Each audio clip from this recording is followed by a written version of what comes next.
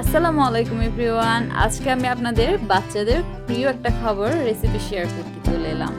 আজকে আমি আপনাদেরকে মিল্কশেক তৈরি করে দেখাবো। মিল্কশেক যে কোনো বাচ্চার অনেক বেশি ফেভারিট হয়ে থাকে। আজকে আমি আপনাদেরকে তৈরি করে দেখাবো ব্যানানা মিল্কশেক। চলুন তাহলে শুরু করা যাক। প্রথমে আমি এখানে দুটি পাকা কলাকে কিউব করে কেটে নিয়েছি। এবারের মধ্যে আমি ব্যবহার করব 3 টেবিল চামচ চিনি। একটা ব্লেন্ডার জারে আমি নিয়েছি কিউব করে কাটা কলা,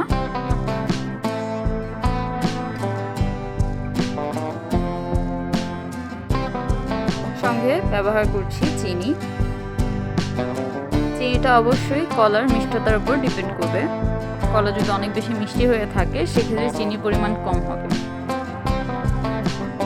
দিয়ে দিলাম 1 কাপ পরিমাণ তরল দুধ। দুধটাকে আমি আগে থেকে জাল করে ঠান্ডা করে রেখেছিলাম। এবার হ্যান্ড ব্লেন্ডারের সাহায্যে সবকিছু খুব ভালোভাবে ব্লেন্ড করে নিব।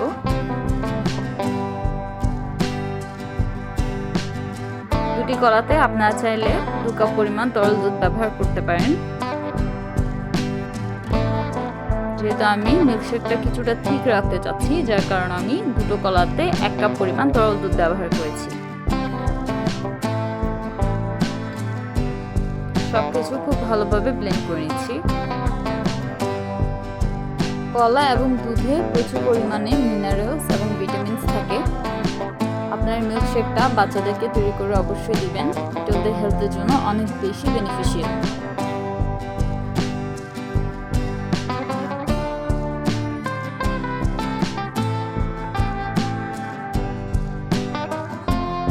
সবকিছু ব্লেন্ড করে নেওয়া হয়ে গেছে।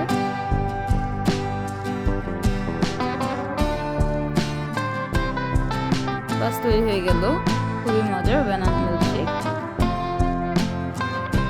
এটা অনেক বেশি স্মুথ এবং ইয়ামি খেতে হয়। বাচ্চারা এটা অনেক বেশি পছন্দ করবে।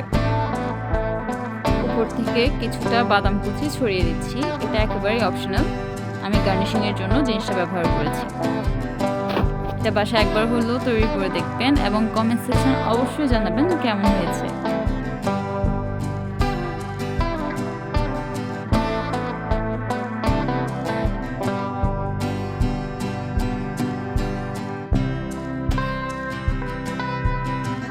ভিডিওটি যদি ভালো লাগে তাহলে অবশ্যই একটি লাইক দিবেন এবং চ্যানেলটা সাবস্ক্রাইব করে রাখতে পারেন এরকম আরো অনেক ভিডিও পাওয়ার জন্য।